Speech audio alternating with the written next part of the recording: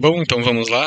A aula será sobre Levinas e a respeito da aula a gente vai discutir acerca de alguns conceitos basilares da filosofia do Levinas, a distinção do eu, do mesmo, do outro, como também salientar um pouco mais do objetivo da filosofia hermenêutica do Levinas, propriamente dito. Então, começando ali com a alteridade para o Levinas, ela não é o objeto central do seu pensamento, mas ela constitui um papel-chave ali para a gente conseguir compreender as noções que são passadas pelo Levinas. Acerca da noção de alteridade, a gente tem que ela é fundamentalmente a experiência do encontro com o outro.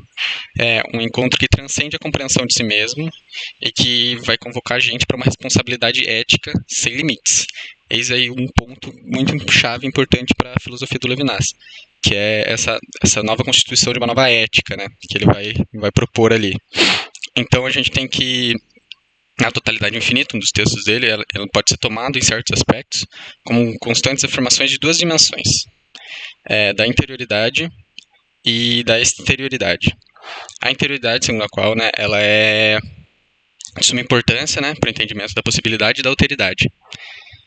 É a partir do sujeito bem estruturado e em suas relações, isso é, ele é bem estruturado nas suas relações subjetivas, nas suas relações exteriores, que se torna possível questionar o porquê da gente não poder objetivar o outro. Então o Levinas ele busca um constante distanciamento, né, por meio de uma crítica à totalidade trazida pela ontologia, que expressa, né, o formalismo do ser que se reduz praticamente a um gênero. Né? A proposta do Levinas é romper com essa totalidade, porque por meio dessa ruptura que ele tem com a totalidade é que se pode construir a subjetividade do indivíduo. Então, a gente tem que o Levinas ele entende a totalidade como a tentativa de reduzir o outro a algo compreensível e controlável dentro do âmbito racional. Então,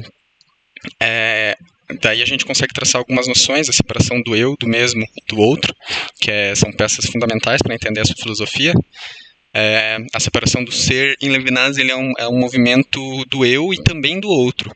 Né? Esse movimento ele não impede a relação entre o eu e o outro, ele tendo em vista que o outro é o fato primeiro, sempre já dado. A separação ela se opõe à totalidade, porque, bom, em primeiro, a totalidade ela significa a relação de representações da objetivação do outro pelo mesmo. E é a desconsideração da alteridade. Né? No fundo, a totalidade ela é a relação entre o mesmo e o outro, né? Que destrói a identidade do eu e a alteridade do outro. Então, ela é sempre violenta em relação a índices absolutos. Mas tudo bem. O mesmo ele é classificado então para contrastar com a alteridade. Enquanto a alteridade ela vem da experiência, do encontro com o outro, o mesmo ele vem da ideia da identidade, da busca por preservar a sua própria totalidade, certo? Então, dessa forma, né, para Levinas, a gente nota que o mesmo ele está na esfera do eu. Ele busca manter a sua consistência e estabilidade. Mas o mesmo ele não pode, de certo, ser no ponto de partida ético, uma vez que a ética ela nasce justamente do encontro com o outro, para Levinas. Então a gente tem que, como mesmo ele representa a autoafirmação do eu, é de muita importância que a gente transcenda o mesmo e para nos voltarmos para as relações com o outro, porque é justamente nesse movimento para além do mesmo que pode emergir uma ética genuína. A identificação, então, do eu a partir da sua interioridade, a identificação do eu partindo dele mesmo. E o mesmo, ele não está separado em relação ao outro. O outro ele é uma categoria fundamental que se refere a uma entidade ou um ser separado independentemente de si mesmo. Ele vai além da simples alteridade ou da diferença, porque ele não se limita apenas a reconhecer a existência de entidades distintas que nós mesmos, distintas de nós mesmos. Então, essa separação entre o outro e o eu, ela se dá como uma ideia contrária à totalidade.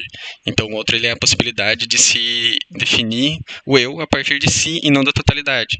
Então, a gente pode definir o mesmo a partir dele mesmo, tomando uma alteridade no mundo que pode se reduzir a uma alteridade apenas formal. Conseguimos transformá-la ela no mesmo. Então, a totalidade, a ruptura da totalidade, são produzidas a partir da relação do eu com o outro. Enquanto o eu tem a possibilidade de se autodefinir e a partir das suas relações com o mundo, ou a partir de si do outro, ele só revela na sua relação com o eu, que é quando a transcendência se produz no ser, né? O outro ele é o fato primeiro que não precisa de justificação e do qual é preciso partir para conseguir compreender a alteridade. Então, o processo de identificação do eu a partir da relação com o mundo, ele se trata de uma suspensão do outro. Então, dado toda essa distinção, a gente tem que, para o Levinas, a ética, ela se concentra na experiência ética primordial, que é o encontro face a face com o outro. Ele argumenta que nos deparamos com o rosto do outro, somos confrontados com uma demanda ética que nos chama para a responsabilidade pelo outro. Então, essa responsabilidade ética ela não é algo que escolhemos, mas é algo que nos é imposto pela presença do outro.